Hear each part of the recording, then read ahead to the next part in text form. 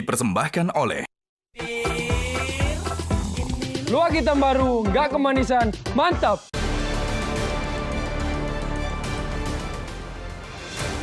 Selamat malam para pemirsa, ketemu lagi di Hot Room dengan saya Hotman Paris.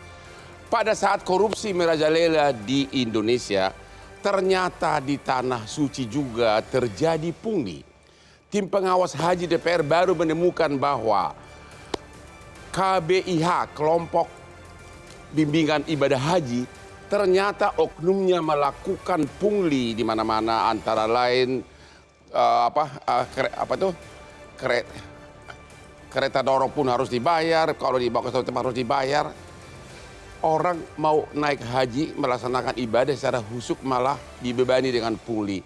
Ada apa ini? Dan bahkan katanya KBIH ini ada lebih dari 1.500 di Indonesia, dan pada saat mereka berangkat haji sudah bayar 3,5 juta. Inilah Hot Room, pungli di Tanah Suci.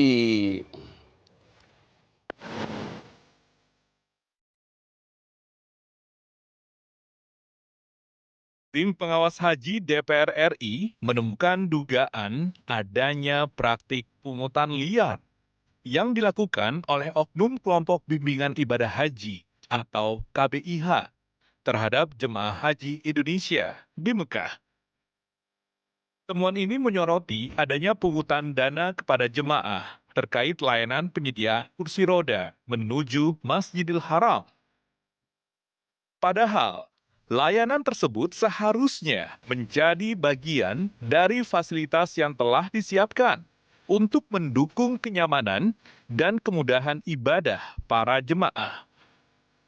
Tim Was Haji DPR RI juga menyampaikan kekecewaan yang serius.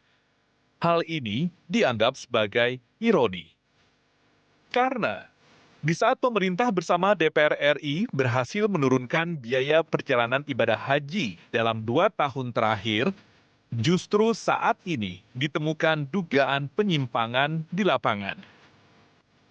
Dengan adanya dugaan praktik pungutan liar tersebut, Tim Was Haji menegaskan akan terus melakukan pemantauan agar penyelenggaraan ibadah haji berjalan transparan, bersih, dan berpihak kepada jemaah.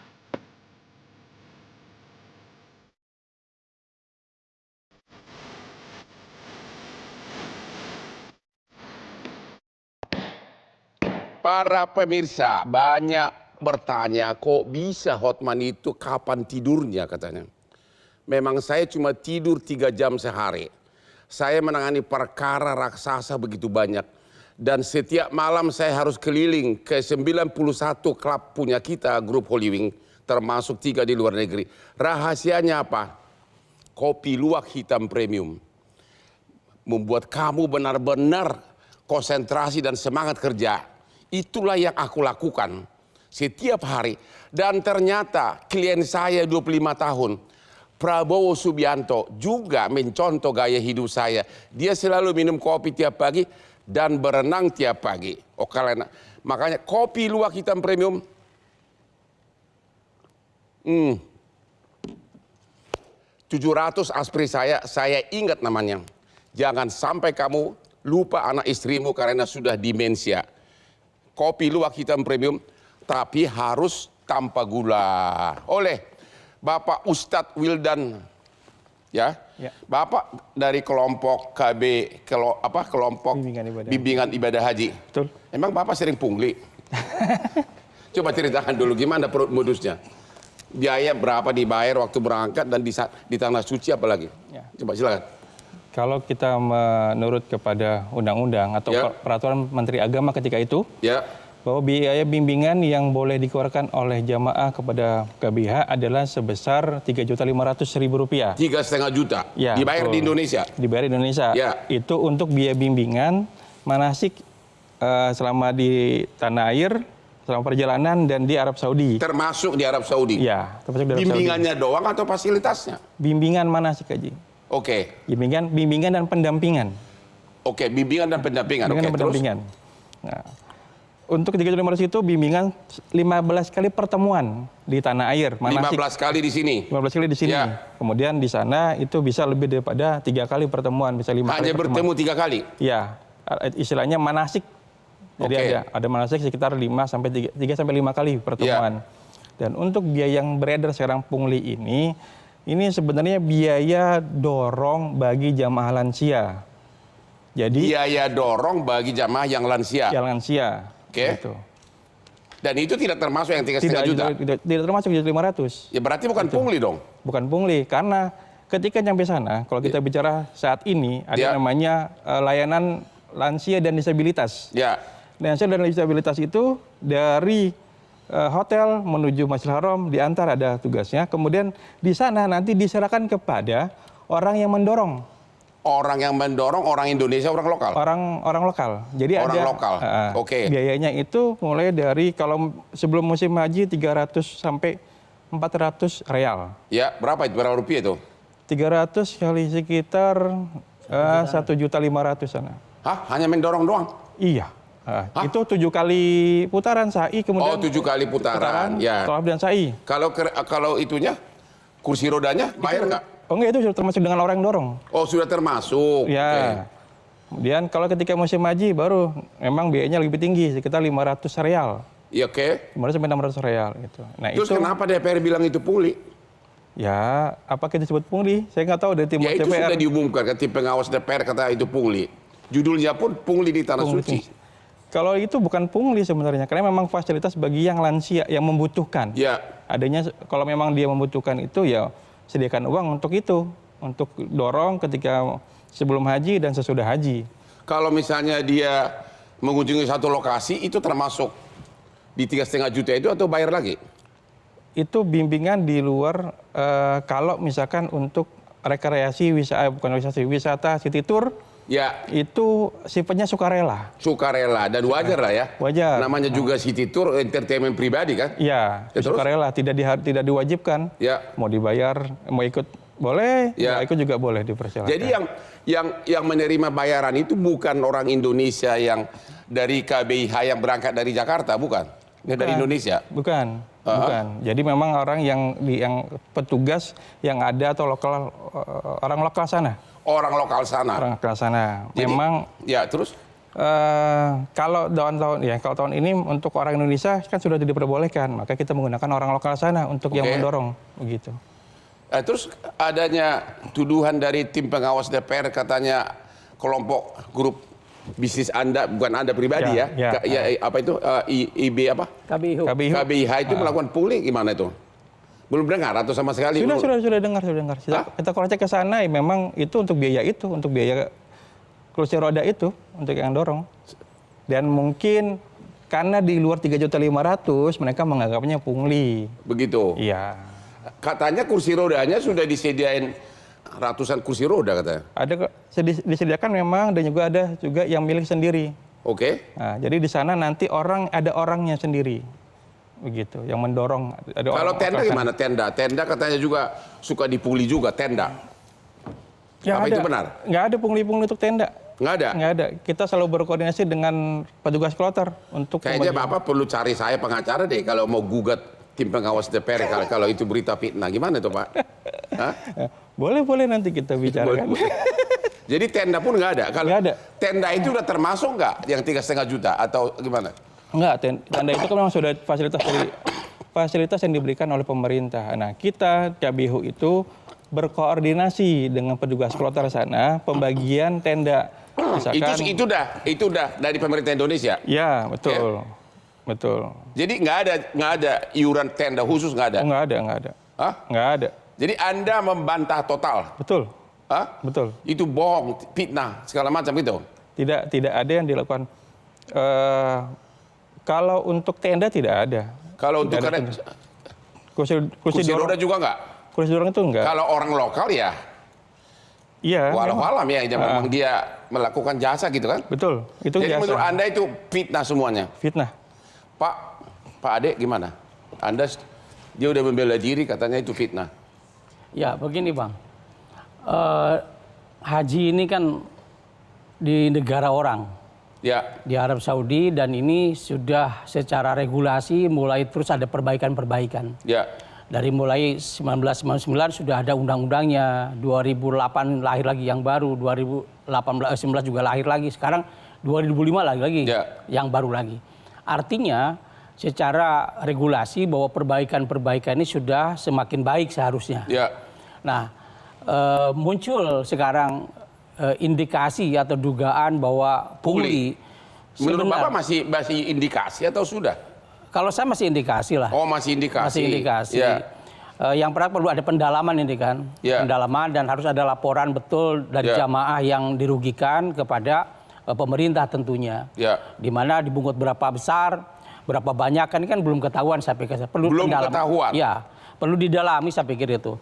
Dan praktek ini sebenarnya dalam pandangan saya, pengamatan selama ini itu sudah cukup lama berjalan.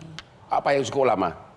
Praktek-praktek sewa kursi roda, kemudian juga misalnya city tour, itu sudah dilakukan oleh teman-teman di dulu namanya bukan KBIHU, sekarang KBIHU, dulu KBIH. Setelah Undang-Undang 2019 namanya KBIHU. Dulunya hanya KBIH, Bang. Jadi Abang jangan salah, ini KBIH itu lama. Sekarang harus ada U-nya, KBIHU namanya. Sesuai dengan undang-undang. Nah, dulu juga praktek itu berlaku. Hanya tim pengawas ini tidak melihat bahwa ini adalah ada proses praktek-praktek yang kalau kata pungli ya pungli. Karena ada, tapi tidak dilakukan oleh KBIHU, oleh oknumnya. Ini ada orang gini, Bang. Jamaah haji kita ini sangat majemuk. Banyak yang sakit, yang tua, yang renta, dan juga resti. Ini perlu ada perlakuan khusus. Salah satunya adalah keterbatasan ketika dia melakukan tawaf atau sa'i. Nah, itu perlu didorong. Nah, didorong ini kalau kita mengandalkan para pembimbing ibadah haji yang KBIHU tadi nggak cukup. Dan nggak mungkin melayani satu orang. Nah, untuk itu perlu ada orang lain. Siapa orang lain? Itu kan petugas juga nggak mungkin karena orang lokal. Kira-kira setiap naik haji itu ada berapa banyak yang sudah ujur gitu loh, yang sudah nggak bisa jalan? Kita tahun ini sudah di atas 46%. Yang sudah tua ya, di atas 60 tahun ke atas. Jangan lihat saya enggak, Abang sudah gagah, masih gagah dan kuat. Terus? Di atas 40%. Oh ya? Udah tinggi, masih tinggi. Atas 60 sampai 7, bahkan ada 105 tahun umurnya kan. Masih yang berangkat tahun ini. 105 tahun? Ini artinya dengan kondisi yang beragam tadi, belum juga hasil diagnosis dokter yang banyak yang sakit, yang resti. Ini juga kan perlu ada penanganan khusus. Salah satunya adalah terkendalanya adalah pada dorongan tadi. Nah, ini sering dijadikan dalam tanda kutip pungutan di luar ketentuan. Padahal memang tidak ada. Ini kan dealnya antara yang pengguna dengan jasa. Itu tidak dilarang begitu. Gini, saya orang resti. Saya ingin tawaf, saya ingin sa'i sempurna. Bagaimana caranya? Saya cari kursi dorong. Benar. Ada kursi dorongnya. Yang dorongnya siapa? Kan ada jasanya, berarti saya harus sewa. Katanya kursi dorongnya sendiri sudah disediakan pemerintah. Ada, tapi kan nggak masa sebanyak itu juga nggak mungkin. Benar, nggak cukup ya. Nggak cukup, maka minimal kursinya sama orangnya tersedia. Nah, itu biasanya kesadaran dan dealnya adalah kedua belah pihak. Berapa? Tentunya tadi seperti Ustaz Dwali sampaikan, kalau sebelum musim haji datang, itu harganya masih ada 100, 200, 300 real. Tapi kalau sudah puncaknya, itu di atas 500 real. 500 real per orang, kursi per roda. sekali dorong. Itu untuk dorong? Untuk dorong, jasa dorong. 500 real berapa tuh? Ya kalau harga kursi mesin 4.000 kan sudah hampir sekitar 2 jutaan lah. 2 juta satu hari atau selama naik haji? Selama itu, selama jasa mendorong itu. Kalau dia tawaf sama saya 2 paket tawaf sa'i. Oke. Selesai udah, kalau bisa besok mau tawaf saya bayar lagi. Oke, jadi kalau mau naik haji tetap harus bawa duit yang tebal ya? Kalau bukan, kondisinya bukan hanya duit, tapi harus sehat. Sehat dan duit, temu lagi di Hot Room. Dipersembahkan oleh Luak hitam baru, nggak kemanisan, mantap. Dipersembahkan oleh Luak hitam baru, nggak kemanisan, mantap. Temu lagi di Hot Room. Pungli di Tanah Suci, apakah benar? Kita akan mendengarkan langsung melalui Zoom Bapak Abdul Wahid, tim pengawas DPR yang lagi berada di Tanah Suci Mekah. Pak Abdul Wahid, ini lagi heboh katanya kelompok IBIH, kelompok bimbingan ibadah haji, melakukan pungli di Tanah Suci. Apa itu benar dan jenisnya apa? Silakan Pak. Ya, terima kasih Pak Hotman. Selamat malam ya. Kalau di Arafah ini masih sekitar jam 18.21 menit. Ya. Perlu kami sampaikan bahwa memang ada beberapa bimbingan, kelompok bimbingan haji ya, itu melakukan pengenaan daripada pembiayaan itu cukup lumayan besar ya. Di satu sisi kebetulan kami ini adalah sebagai ketua Panja Haji ya, untuk perintah Bapak Presiden Pak Prabowo Subianto kan selalu menyampaikan bahwa tingkatkan pelayanan, turunkan biaya haji. Ini kan tidak gampang Pak Hotman, kan begitu. Nah, tapi di satu sisi ya, kami mendapatkan beberapa laporan dari jamaah haji ya. Jadi kelompok pembimbing haji ini melakukan ya bimbingan haji yang biaya cukup besar ya.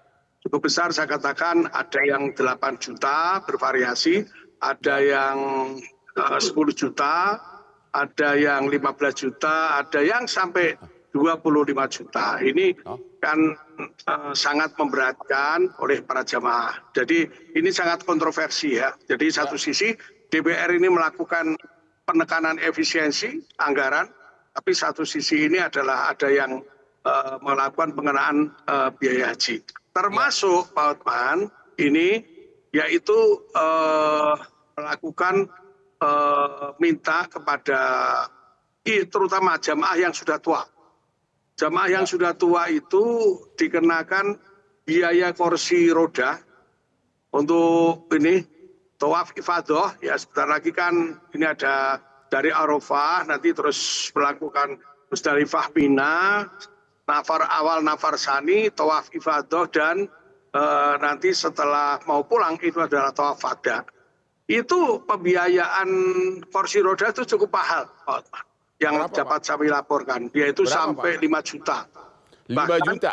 Yang kami temukan ada jamaah haji yang dari Kabupaten Grobogan itu sampai telepon anaknya di Grobogan minta uang 5 juta untuk bayar biaya kursi roda. Ini kan kasihan, begitu Pak Hotman. Ya, itu 5 juta itu dibayar untuk kelompok bimbingan ibadah yang naik haji ini atau kepada orang lokal? Orang lokal yang mendorong dia punya kursi roda. Ya, jadi begini. Ini ada satu ya perbedaan antara biaya bimbingan haji ya. Ada satu pelaksanaan di sini adalah yang namanya pembiayaan untuk ibu-ibu yang terutama tidak bisa jalan, udah tua, itu adalah untuk tawaf dan sa'i, dan itu adalah dikenakan biaya yang cukup mahal, yaitu 5 juta. Nah, 5 juta ini yang kami temukan. Jadi mereka itu tidak dilaksanakan sendiri dengan menggunakan jasa orang Arab Saudi atau jasa para mukimin, dan ternyata itu jasa itu tidak sampai 5 juta itu Pak Hotman. Ini yang dikatakan sangat tidak wajar itu pembiayaannya. Jadi kelompok bimbingan ibadah haji ini memungut biaya, memang memakai orang lokal, tapi biayanya di markup, begitu Pak? Iya, kira-kira begitu. Jadi memang itu tidak semuanya ya. Jadi ada kelompok biaya haji, bimbingan haji itu tidak semuanya. Ada kelompok bimbingan biaya haji melakukan seperti itu Pak Hotman. Jadi jangan sampai salah sebut ya. Jadi nanti kami di media ini kan, kalau kami mengatakan semua bimbingan haji itu kan semuanya kan begitu. Ini padahal ada kelompok-kelompok oknum-oknum yang seperti itu Pak Hotman. Oke, ini ada jagoannya di sini dari kelompok KBIHU. Ya. Coba, benar nggak itu? Tadi Bapak mengatakan itu tidak benar itu, kata. Coba dijawab dulu tim pengawas DPR kita yang terhormat. Coba. Silakan. Ya, tadi memang sudah disampaikan, memang kalau memang dari pengawasan, memang tidak ada beberapa memang yang bisa dibilang istilahnya nakal ya, menyebutnya. Ya, untuk masalah pembiayaan jasa kursi dorongnya itu. Gitu. Dan memang juga ada perbedaan biaya memang di antara orang lokal dengan orang mukimin sebutnya, yaitu orang Indonesia yang tinggal di sana, gitu. Dan mereka memang biasanya itu ada beberapa KBH atau beberapa jamaah yang nyaman dengan orang Indonesia. Kenapa nyamannya? Di antaranya yaitu ketika putaran tawaf dan sa'i ada jasa orang lokal itu dia buru-buru ngebut istilahnya. Ngebut dan kadang putarannya tidak sampai dengan 7. Sampai cuma 6 dibilang selesai gitu. Kemudian ada juga yang putarannya ketika buru-buru itu sampai orang yang didorong itu mengalami kesakitan. Jadi ada kasus seperti itu memang. Jadi gitu.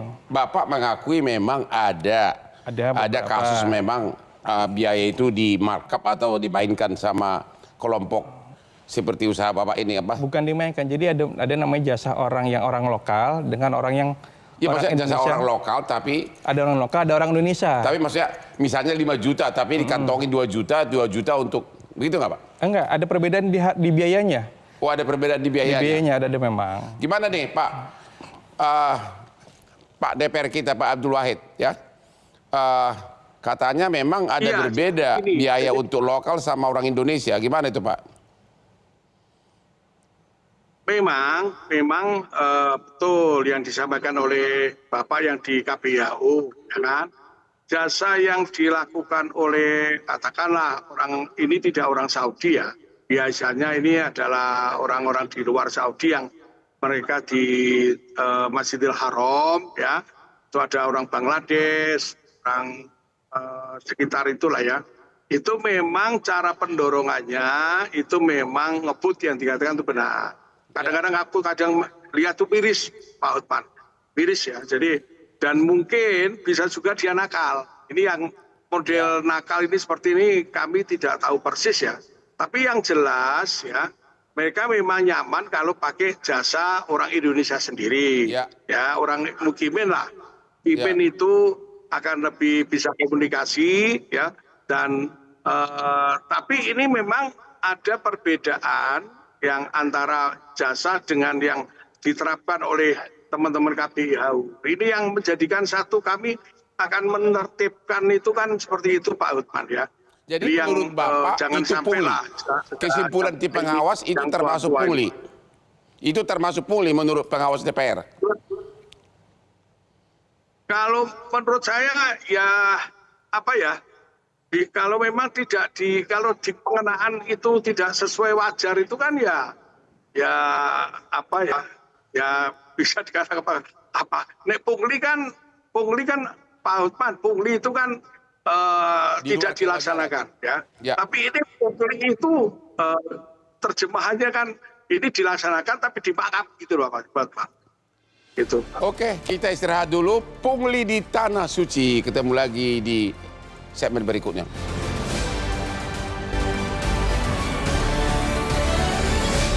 Dipersembahkan oleh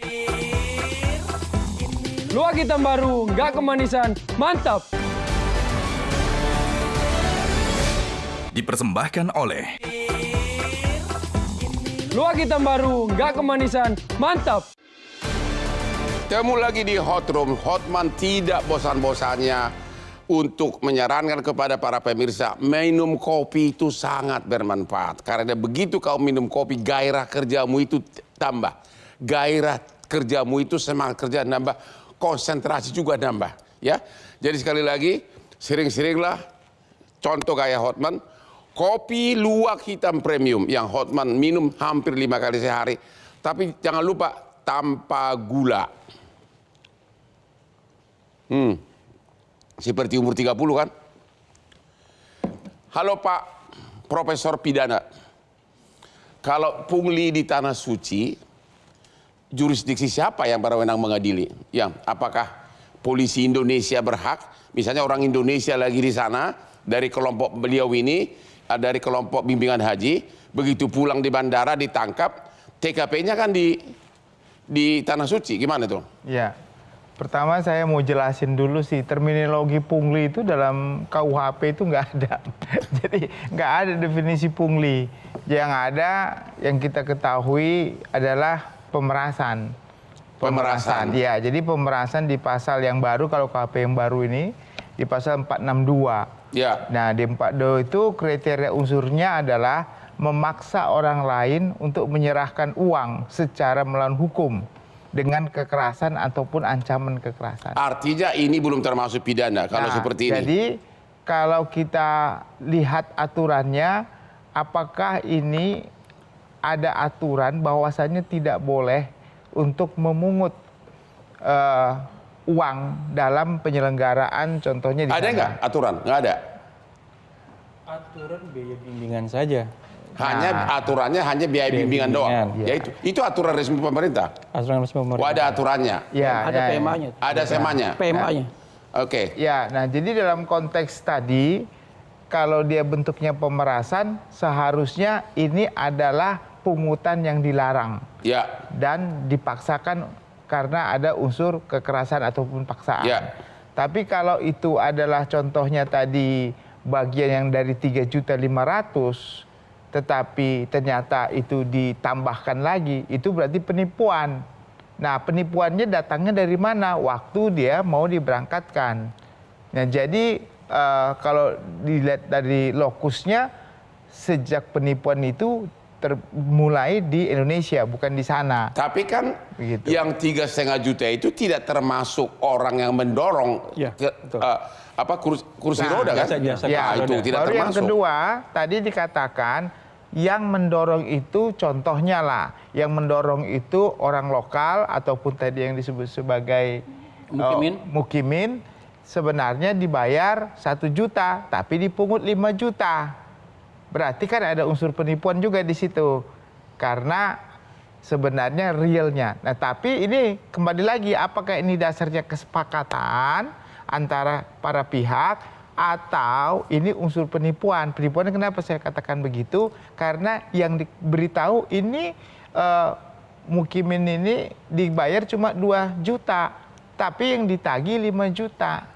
Nah, ini ada unsur penipuannya. Kalau itu termasuk pidana tapi terjadi di luar negeri. Ya. Gimana? Itu pidana nggak di Indonesia? Ya, kalau kita pakai asas Indonesia aktif ya, pelakunya orang Indonesia, korbannya orang Indonesia, maka bisa hukum Indonesia berlaku walaupun itu di negara lain. Artinya pungli di Tanah Suci tetap bisa dipidanakan di Indonesia. Pelakunya adalah Indonesia dan korbannya adalah orang Indonesia. Ya. Jadi konsep personality aktif itu bisa digunakan. Tapi kan jumlahnya kecil, kenapa? Paling satu orang korbannya paling 2 juta, 3 juta. Ya. Terlalu biaya kecil. perkaranya lebih besar, Bang, daripada biaya perkaranya akan lebih besar kalau nyewa pengacara kayak saya minimum 1 miliar. Gimana tuh? Ya, kalau menyewa abang mungkin nggak sanggup dia kan. Oke, Pak Abdul Wahid, jadi ini masih abu-abu apakah itu pungli atau tidak. Apa tindakan selanjutnya dari pengawas DPR sesudah pulang ke Indonesia? Jadi gini Pak Hotman. Nah, perlu saya sampaikan tahun ini itu Kementerian Haji itu merekrut anak-anak muda yang lulusan minimal sarjana, sarjana dan umur tidak lebih dari 50 tahun. Mereka bertugas. Di antaranya ini masalah membantu para lansia, membantu yang sakit, ya itu sangat berarti. Nah, di antaranya yang tadi terjadi persoalan memang ada pungutan, ya, yang dilakukan itu memang mereka tidak tahu jamaah ini. Petugas ini mengantar, ya, pemerintah menyiapkan kursi roda, juga menyiapkan tenaga itu. Tenaga itu yang disiapkan itu para jamaah yang membutuhkan kursi roda itu baik tawaf, sa'i, ya, itu free, ya. termasuk mereka juga jasa menurunkan, menaikkan jamaah dari pemondokan ke masjid, memondokan ke bus, naik bis, turun bis itu free, termasuk kesehatan, itu tenaga kesehatan. Tapi jadi ini memang tahun ini itu,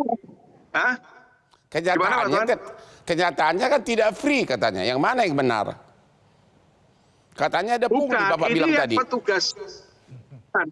Bukan Pak Asman, ini beda yang dilakukan oleh PPH oleh KBIHU ya, beda. Ya. Yang ini free, yang ini. Ya. Ini beda. Ya, anak-anak muda ini free pakai seragam khusus ya, mereka tuh free.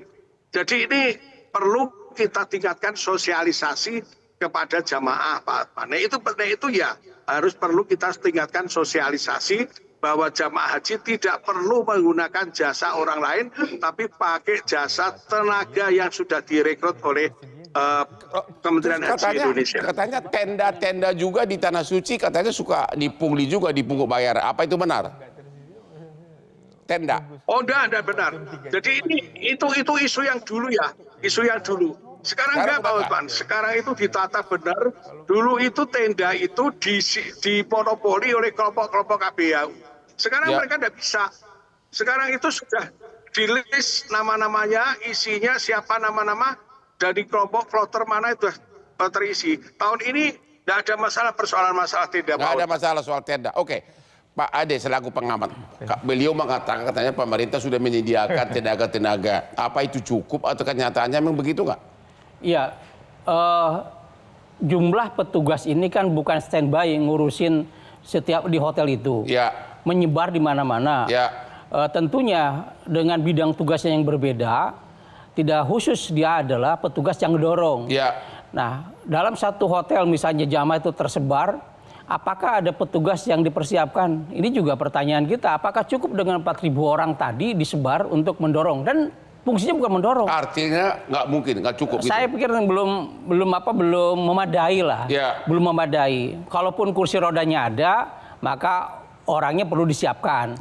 Nah, untuk itu kalau sekarang setiap kloter misalnya disediakan 5 atau 10 orang tenaga pendorong, itu yang dibiayai oleh pemerintah, dia tugasnya mendorong saja.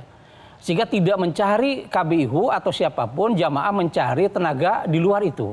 Nah, kenyataannya hari ini kan mereka mencari tenaga dan otomatis dengan durasi waktu yang panjang, apalagi pada saat-saat yang padat, harganya pasti tinggi, deal terjadi di situ.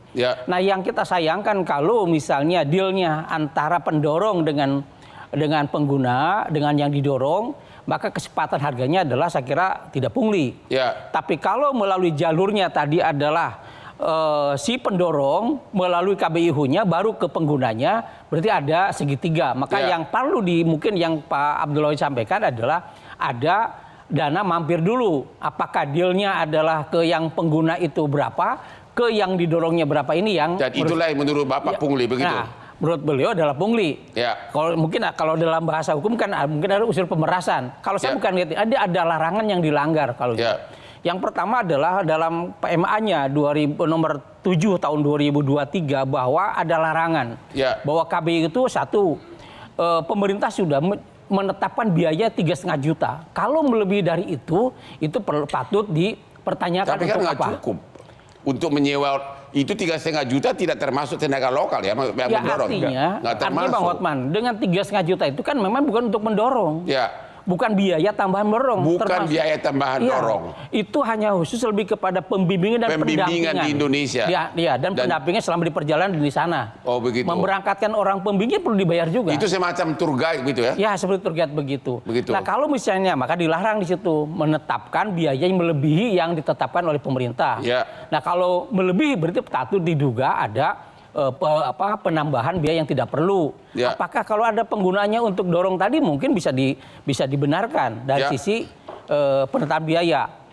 Misalnya memotong, dulu memang kasusnya, bukan tahun ini, kasus dulu adalah living cost jamaah, dulu yang 1.500 real, sekarang 750 real, itu banyak oknum dari KBIHU, KBIH yang memungut dana dam misalnya. Karena pungut ini bukan hanya kursi roda. ada city tour, ada dam. Dulu dam, sekarang dam relatif karena juga temuan dari Panwas adalah perlu ditertibkan. Maka KBI tidak lagi melakukan pembelian damnya lewat perwakilan-perwakilan yang mukimin, misalnya seperti itu. Oke, kita istirahat lagi. Nanti di segmen terakhir kami minta kepada para narasumber untuk kasih saran-saran kepada calon jemaah haji berikutnya. Temu lagi di Hot Room.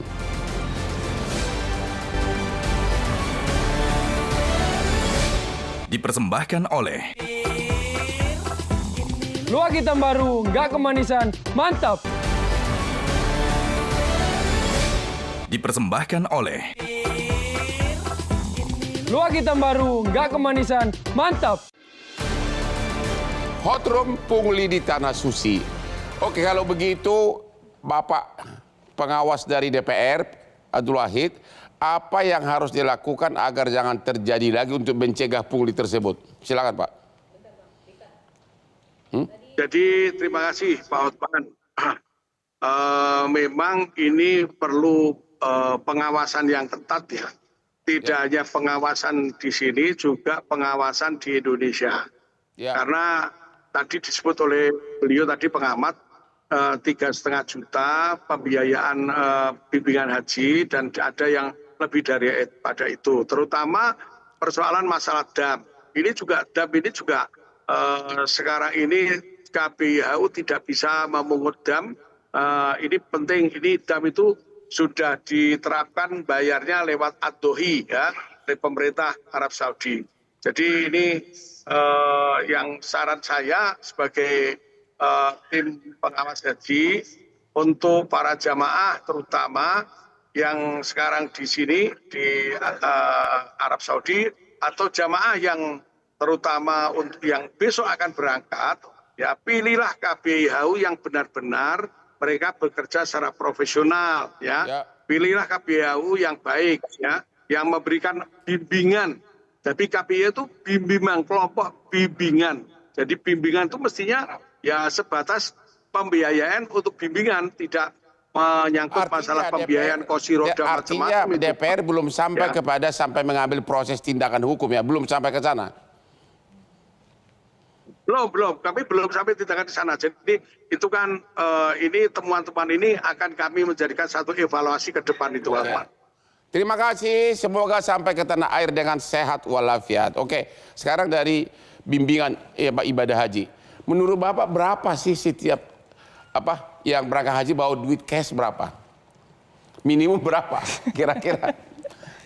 Kalau biaya minimum ya tergantung daripada jamaah itu sendiri. Ya di luar yang sudah dibayar ini semua resmi, perlu berapa uang cash di kantong? Di sana berlaku nggak kredit card? Kredit card berlaku. Kalau untuk perorangan nggak dong? Bisa. Oke, jadi berapa minimum? Uang cash minimum berapa setiap orang yang jemaah haji bawa? Biar tenang di sana, apapun yang terjadi cukup uangnya gitu. Minimal 5 juta cukup. Minimal 5 juta. Minimal. Calon mertua saya kasih 10 juta nanti ya. Minimal 5 juta ya? Minimal. Karena sudah dapat pengembalian 720 dan itu pun kalau kita bicara di luar dam ya, kita untuk pribadi diri sendiri, itu ya minimal 5 juta sudah cukup Insya Allah. Minimal 5 juta setiap orang yang berangkat haji di luar yang sudah biaya resmi Pak ya? Ya biaya resmi dan biaya dam dan biaya semuanya lah. Oke, gimana dengan pengamat kita? Berapa minimal biaya harus dibawa biar ya udahlah cuma sekali seumur hidup, kalaupun ada pungli ya apa boleh buatlah gitu. Jangan sampai terlantar. Kalau kita berangkat normal dalam pengertian sehat badannya, maka pemerintah kan sudah menjamin makan pun sudah disiapkan. Artinya tidak perlu belanja kalau kita mau hemat. Ya memang tidak jauh-jauh 5 juta untuk bekal itu sudah cukup. 5 juta untuk bekal. Jadi kalau misalnya kecuali kalau kita ada tujuan lain sampai tadi kondisi badan yang tidak memenuhi maka perlu ada dana cadangan ya harus di atas 10 juta. Itu di kan atas relatif, 10 juta ya. Relatif ya. Ya mungkin yang perlu saya tekankan di sini Pak Hotman adalah haji kita ini kan haji yang memang sangat dinamikanya sangat tinggi ya. Di samping pendidikan, umur, bahasa, latar belakang itu juga keragaman yang luar biasa. Maka proses pembinaan kehadiran KBIHU harusnya bukan hanya tadi diberikan pembinaan oleh pemerintah, juga perlu diawasi sebelum apanya yang diawasi? Sekarang kalau ada penetapan tinggal 1,5 juta, itu apakah benar dan digunakan untuk apa 3,5 juta itu. Dan kalaupun mau tadi ada tambahan untuk kursi dorong dan sebagainya di luar dana tadi, maka perlu disampaikan sebelum berangkat bahwa nanti ada Bapak Ibu yang kondisi badannya kurang fit, kurang prima dalam ibadah haji ini, maka perlu ada cadangan disiapkan karena perlu sewa kursi roda, ada jasa pendorong dan sebagainya supaya tidak jadi tuduhan pungli dan macam-macam tadi. Saya kira itu yang perlu disampaikan oleh pimpinan KBH sebagai tanggung jawab moral, sampaikan keterbukaan untuk apa biaya 3,5 juta dan kalau perlu tambahan sampaikan sebelum berangkat sehingga tidak ada jamaah yang telepon ke kampungnya kembali udah sampai di sana. Itu kalau bawa uang ke sana rupiah atau bawa real? Tergantung, ada juga walaupun bisa tukar, bisa ada money changer banyak, biar ditukar, bahkan pimpinan KBU pun sudah menyiapkan untuk pertukaran uang itu. Profesor hukum kita, menurut Anda berarti itu belum sampai ke arah ranah pidana ya? Ya, saya kira yang paling penting kalau sampai terjadi hal yang terlalu signifikan, biaya yang dari 5 juta yang dipungutnya ternyata bayarnya cuma 1 juta, ada selisih 4 juta, berarti kan ada keuntungan yang tidak wajar. Nah, kalau keuntungan tidak wajar, kalau itu diambil oleh KBIHU, maka harus ada sanksi administratif. Sanksi administratif itu maksimum. Cabut izin gitu ya? Ya, sanksi administratif izin, paling tidak sanksi administratif dari pemerintah, dari Departemen Agama untuk memberikan efek jerah supaya jangan menghasilkan sesuatu nilai yang tidak wajar begitu. Jadi untuk melindungi para jemaah haji ini. Itu saran yang sangat bagus. Oke, jadi di segmen terakhir ini ada 2 hal yang penting. Naik haji minimum bawa uang 5-10 juta, uang cash ya. Yang kedua, para jemaah haji yang merasa di markup atau ditinggikan biayanya agar cukup melaporkan ke Kementerian Agama ya, agar izinnya dicabut. Oke, demikianlah akhir dari diskusi kita malam ini. Kami menunggu pulang para jemaah haji dengan gelar yang baru. Sampai ketemu, sehat walafiat di tanah air. Inilah akhir dari Hot Room setiap hari Rabu jam 9 malam. Yuk silakan Pak, sini Pak. Yuk Pak.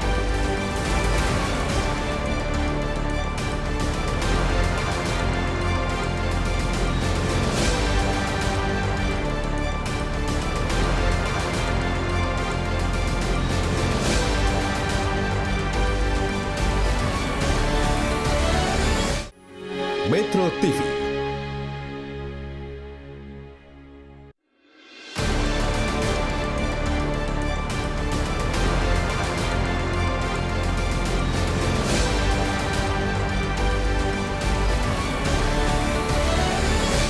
Jelajahi cara baru mendapatkan informasi. Download Metro TV Extend sekarang.